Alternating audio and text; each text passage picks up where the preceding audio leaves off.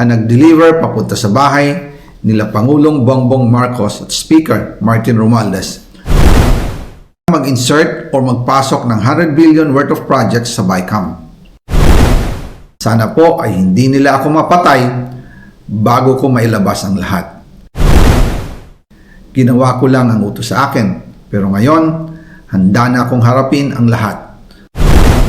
Ginagamit ng administrasyon ang buong resources ng bansa para tumahimik ako. That he will shoot me if I will talk. Gagamitin ako bilang panakipbutas sa kanilang kampanya laban sa korupsyon.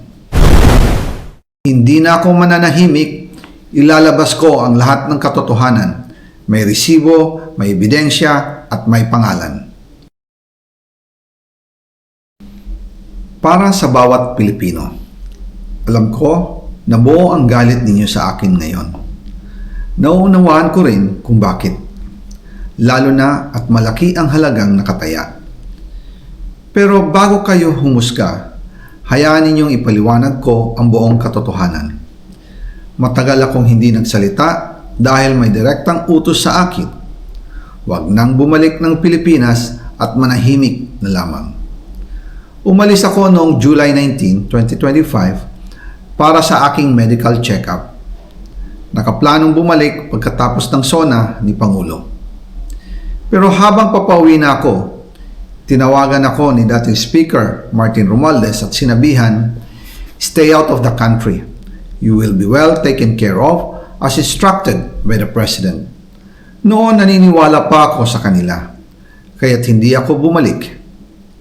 Tumikom ang aking bibig, sumunod ako, pero ang hindi ko alam, ang ibig pala nilang sabihin sa aalagaan ka namin ay gagamitin ako bilang panakipbutas sa kanilang kampanya laban sa korupsyon.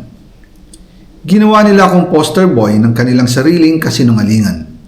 Ngayon, hindi na ako mananahimik, ilalabas ko ang lahat ng katotohanan. May resibo, may ebidensya, at may pangalan.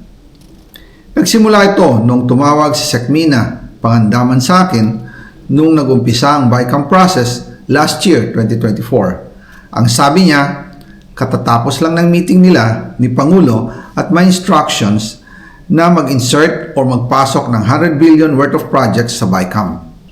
At sinabi pa ni Sekmina, you can confirm with Yusek Adrian Bersamin dahil magkasama sila sa meeting ni Pangulong BBM noong araw na yon.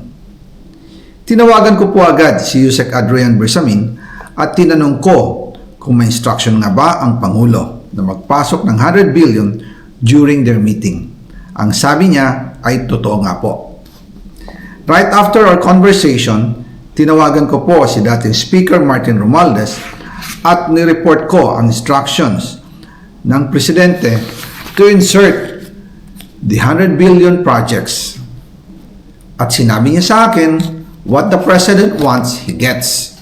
After ng ilang araw, nag-set po ng meeting si Sekmina Pangandaman at Yusek Adrian Bersamin sa amin ni dating Speaker Martin Romualdez sa Aguado Building in front of Gate 4 ng Malacanang at nandoon din po si Yusek Jojo Cadiz.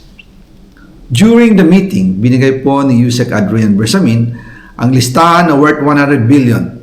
Tinanong ko po si Yusek Adrian kung saan galing ang listahan. Ang sagot niya, galing kay PBBM mismo at binigay niya ito mula sa brown leather bag.